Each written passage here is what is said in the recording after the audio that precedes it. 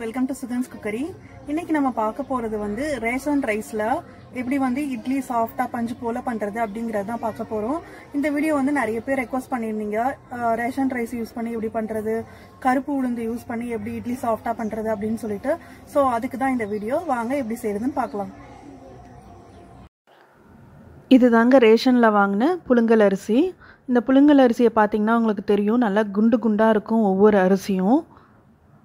நார்மலாக நம்ம வாங்குகிற அரிசி வந்து நீல நீளமாக இருக்கும் சாப்பாட்டு அரிசிலாம். பட் இது வந்து குண்டு குண்டாக இருக்கும். பார்க்குறதுக்கு இட்லி அரிசி நம்ம கடையில் வாங்குவோம் இல்லையா, அந்த மாதிரியே இருக்கும்.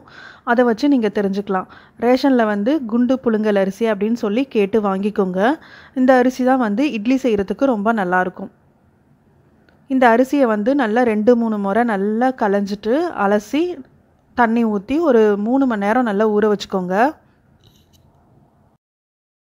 இன்றைக்கி நான் ஒரு படி அரிசி எடுத்துருக்கிறேன். அந்த ஒரு படி அரிசிக்கு 1/4 படி வந்து கருப்பு உளுந்து. நீங்கள் வந்து கருப்பு உளுந்து இல்லை வந்து கடையில் வாங்கின வெள்ளை உளுந்து எது வேணாலும் எடுத்துக்கலாம். இந்த உளுந்து கூட 1 டேபிள் ஸ்பூன் வெந்தயம் சேர்த்து நல்லா அலசி 3 மணி நேரம் நல்லா ஊற வச்சுக்கோங்க. இப்போ பார்த்தீங்கன்னா அரிசி வந்து நல்லா ஊறிடுச்சு. உங்களுக்கு பார்த்தாலே தெரியும், நல்லா பெருசு பெருசாக இருக்குது பார்த்தீங்களா. நீங்கள் வந்து கப்பில் அளந்தீங்க அப்படின்னா 4 கப்பு அரிசிக்கு 1 கப்பு வந்து உளுந்து எடுத்துக்கோங்க. அந்த உளுந்து கூட 1/2 டேபிள் ஸ்பூன் வெந்தயம் சேர்த்து ஊற வச்சுக்கோங்க. இப்போது இந்த அரிசி ஊறிடுச்சு. இதை வந்து நம்ம அரைக்கிறதுக்கு ரெடி ஆகிடுச்சு. நம்ம இப்போ அரைக்க ஆரம்பிச்சிடலாம். மாவு அரைக்கும்போது நம்ம வந்து எப்போதும் உளுந்தை தான் ஃபஸ்ட்டு போடுவோம். நான் வந்து இன்றைக்கி கருப்பு உளுந்து யூஸ் பண்ணியிருக்கிறதுனால முதல்ல கருப்பு உளுந்தில் இருக்கிற இந்த தோல் எல்லாத்தையும் நீக்கிடலாம். இதை வந்து நல்லா நீங்கள் தண்ணி ஊற்றி ஊற்றி நம்ம நல்லா அழுத்தி இந்த மாதிரி செய்யும்போது அதில் உள்ள தோல் எல்லாம் வந்துடும். தோல் எல்லாம் வந்ததுக்கப்புறம் நம்ம வந்து ஃபஸ்ட்டு உளுந்து அரைச்சிட்டு அதுக்கப்புறம் தான் வந்து அரிசி அரைப்போம். அப்போ அந்த மாதிரி பண்ணும்போது தான் உங்களுக்கு கிரைண்டரை வந்து ஈஸியாக க்ளீன் பண்ண முடியும். நம்மளோட உளுந்து வந்து தோலெல்லாம் நீக்கியாச்சு. உளுந்து ரெடியாக இருக்குது. இப்போது இதை கிரைண்டரில் போட்டு அரைக்க ஆரம்பிச்சிடலாம். இந்த கருப்பு உளுந்து வந்து நிறைய மாவு கொடுக்கும். அதுக்காக தான் நிறைய பேர் வந்து கருப்பு உளுந்து யூஸ் பண்ணுவாங்க. இப்போ நம்ம கிரைண்டரில் உளுந்தை சேர்த்தாச்சு.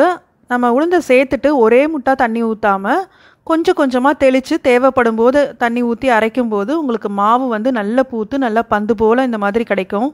ஸோ உங்களுக்கு பார்த்தாலே தெரியும், நம்ம போட்டது 1/4 படி உளுந்து தான். பட் எவ்வளோ உளுந்து மாவு வந்திருக்கு பாருங்கள். ஸோ இப்போ இதை எடுத்துடலாம். எடுத்துகிட்டு இதை தனியாக ஒரு பாத்திரத்தில் வச்சுக்கோங்க. அதுக்கப்புறம் நம்ம வந்து அரிசி போட போகிறோம்.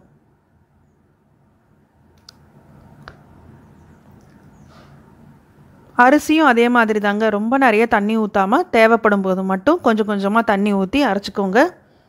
மாவு வந்து ஓரளவுக்கு நல்லா அரைப்பட்டுருச்சு. ஸோ பார்த்தாலே தெரியுது. இப்போ நம்ம மாவை வலிச்சு எடுத்துடலாம்.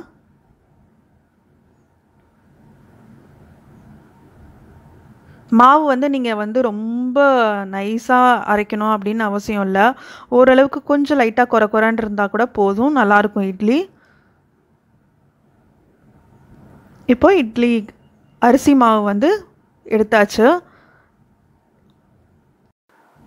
நம்மளோட இட்லி மாவு வந்து ரெடியாக இருக்குது. இந்த மாவு கூட கொஞ்சமாக கல்லுப்பு சேர்த்து நல்லா அடியிலேருந்து கிளறி விடுங்க. அந்த மாதிரி கிளறும் போது தான் நமக்கு அரிசி மாவும் உளுந்த மாவும் நல்லா ஒன்று சேர கலந்து நல்லா புளிக்கவும் செய்யும். அதே சமயத்தில் உங்களுக்கு இட்லியும் நல்லா சாஃப்டாக வரும். இந்த மாவை வந்து 8-10 மணி நேரம் நல்லா புளிக்க வச்சிடலாம். நான் வந்து ஒரு நைட்டு ஃபுல்லாக புளிக்க வச்சுருக்கிறேன். இப்போ பாருங்கள், நல்லா மாவு வந்து புளிச்சு உப்பி வந்திருக்கு. ஸோ இந்த மாதிரி இருந்தாலே உங்களுக்கு வந்து நல்லா மாவு புளிச்சிருக்கு அப்படின்னு அர்த்தம். இப்போ இந்த மாவை வந்து உங்களுக்கு காட்டுறேன். அதில் எவ்வளோ பபிள்ஸ் இருக்குதுன்னு பாருங்கள். ஸோ கிட்ட பார்த்தீங்கன்னா உங்களுக்கு தெரியும், நிறைய குட்டி குட்டி குட்டியாக நிறைய பபிள்ஸ் இருக்கும். இந்த மாதிரி நிறைய பபிள்ஸ் இருந்தாலே நமக்கு வந்து இட்லி நல்லா சாஃப்டாக வரும் அப்படின்னு அர்த்தம்.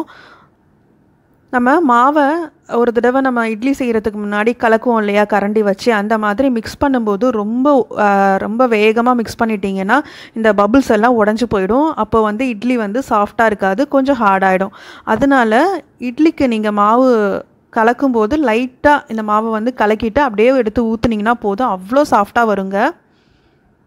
இதான் இன்னொரு டிப்பு. ஸோ இப்போ அந்த மாவை வந்து நம்ம ஊற்றிடலாம். இட்லி தட்டில். அதே மாதிரி நீங்கள் வந்து துணி வச்சு ஆவியில் வேக வைக்கும்போது உங்களுக்கு இட்லி வந்து சாஃப்டாக இருக்கும். நீங்கள் குக்கரில் வேக வைக்கிறத விட இந்த மாதிரி பண்ணும்போது. ஸோ அவ்வளோதான், நம்மளோட இட்லி வந்து மாவு ஊற்றியாச்சு. இதை வந்து ஆல்ரெடி தண்ணி வந்து நான் கொதிக்க வச்சுருக்கிறேன். அந்த இட்லி பானையில் நம்ம இட்லியை போட்டு மூடி போட்டு வேக வச்சிடலாம். ஒரு 5லேருந்து 7 நிமிஷம் ஆனதுக்கப்புறம் ஓப்பன் பண்ணி பாருங்கள், இட்லி வந்து வெந்திருக்கும். இப்போ பாருங்கள் எவ்வளோ அழகாக குண்டு குண்டாக சூப்பராக இருக்குது. இட்லி பார்க்கவே நல்லா வெள்ளையாகவும் இருக்குது.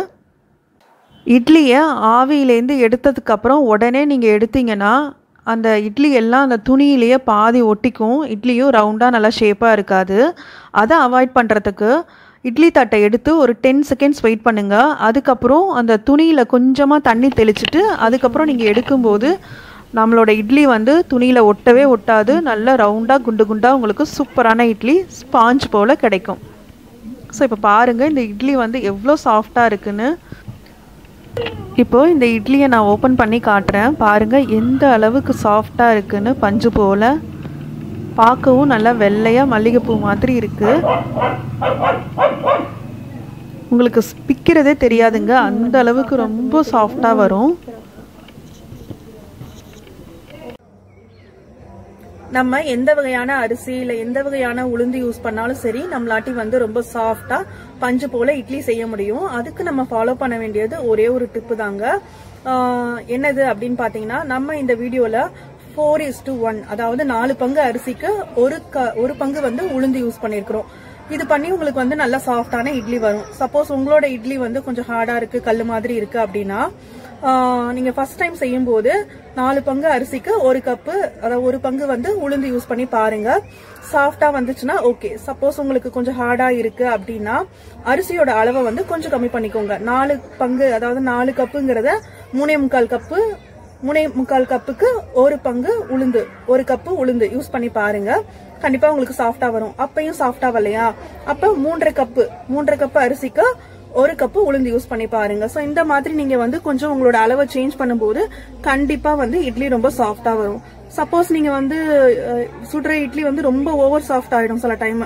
அது எதனாலன்னு பாத்தீங்கன்னா நம்மளோட உளுந்தோட அளவு வந்து அதிகமா இருக்குன்னு அர்த்தம். சோ அப்ப அந்த மாதிரி டைம்ல நீங்க உளுந்த வந்து கொஞ்சம் கம்மி பண்ணிக்கோங்க. ஒரு 3 ஸ்பூன் வந்து எடுத்துருங்க. அந்த மாதிரி நீங்க ட்ரை பண்ணும்போது கண்டிப்பா பெர்ஃபெக்டான ரொம்ப சாஃப்டான இட்லி வந்து கிடைக்கும். இந்த வீடியோ பிடிச்சிருந்ததுன்னா வீடியோவை லைக் பண்ணுங்க, உங்களோட ஃப்ரெண்ட்ஸ் அண்ட் ஃபேமிலிக்கு ஷேர் பண்ணுங்க. மறக்காம நம்ம சேனலை சப்ஸ்கிரைப் பண்ணுங்க. தேங்க்ஸ் ஃபார் வாட்சிங்.